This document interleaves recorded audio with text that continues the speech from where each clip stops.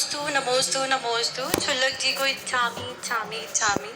महाराज जी, हमारे मंदिरों में इतने चमत्कार होते हैं, लोगों की मनोकामनाएं पूर्ण होती हैं, तो फिर जब हमारे तीर्थ क्षेत्रों पे संकट आते हैं तो देव उनकी रक्षा करने क्यों नहीं आते? चाहे गिरनार जी हो, संबेशिखर जी हो, गोमट गिरी हो, देव क्यों नहीं उन पहाड़ों की रक्षा उसके करते? दो कारण हैं। पहला कारण है कि हमारा सही समर्पण है ही नहीं तीर्थों के प्रति, और तीर्थों का समर्पण न होने से देवता लोग भी जागरूक नहीं होते। दूसरा कारण बनता है कि कुछ युग की ऐसी परिस्थितियां बन जाती हैं, देवताओं को भी प्रोटोकॉल होता है।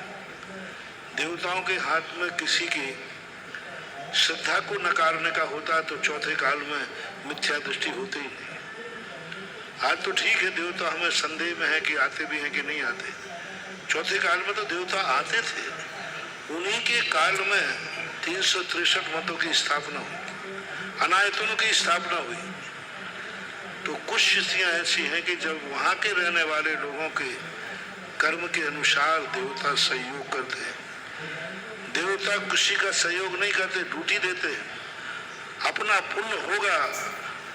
जिस मंदिर में अपन दर्शन पूजन क्षेत्र करते हैं, क्षेत्र का कोई पुण्य नहीं होता, क्षेत्र का कोई पुण्य नहीं होता, वो तो एक इंद्रिय जीव है। क्षेत्र में कोई पुण्य नहीं होता, एनर्जी होना अलग चीज है। पुण्य तो उस क्षेत्र या उस मंदिर के दर्शन करने वालों का होता है। लाभ जिनको होना है, पुण्य पाप उनसे है। तीर्थ क्षेत्र की सुरक्षा में तीर्थ क्षेत्र को लाभ है कि उसके दर्शन वंदना करने वाले भक्तों को लाभ है, भक्तों को लाभ है।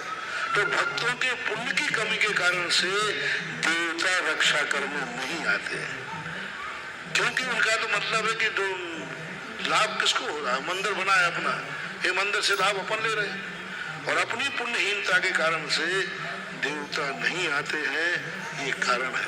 हुंडा सर्पणी काल में ऐसी ही पुण्य की हीनता होती है, मिथ्या पनपता जाता है और वो होते जाता है। मिथ्या दृष्टि के देवता जब लक्ष्मण जी, जब रावण जो है विद्या सिद्ध करने बैठा, तो रामचंद्र जी की सेना रावण को परेशान करने गई, तो रावण के देवता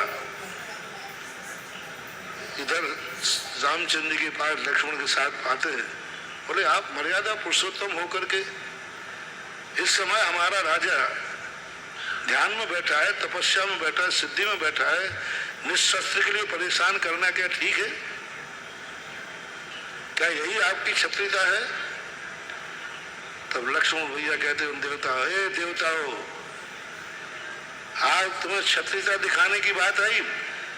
जब तुम्हारा रावण राजा मालिक स्त्री को बिना उसकी सहमति के उठा के ले जा रहा था, उस समय तुमने अपने रावण को क्यों नहीं समझाया?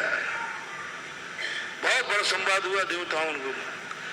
देवताओं ने कहा, लक्ष्मण भैया, हम लोग तो मालिक के गुलाम हैं, हम देवता होकर कुछ नहीं कर सकते।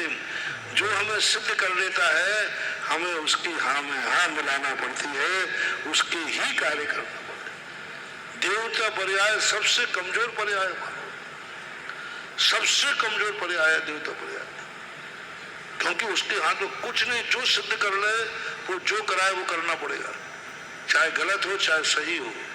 बहुरूप अपनी विद्या सिद्ध हो गई, अब वो जो कराएगी तो करेंगे, कुछ नहीं कर सकते। तो ऐसा देवताओं का भी प्रोटोकॉल होता है, वो क्या करना है। जैसे सैनिक होता है, अब भारत का सैनिक भारत की तरफ से लड़ रहा है, और दूसरे पाकिस्तान का सैनिक दूसरी तरफ से। अब वो सैनिक क्या करे?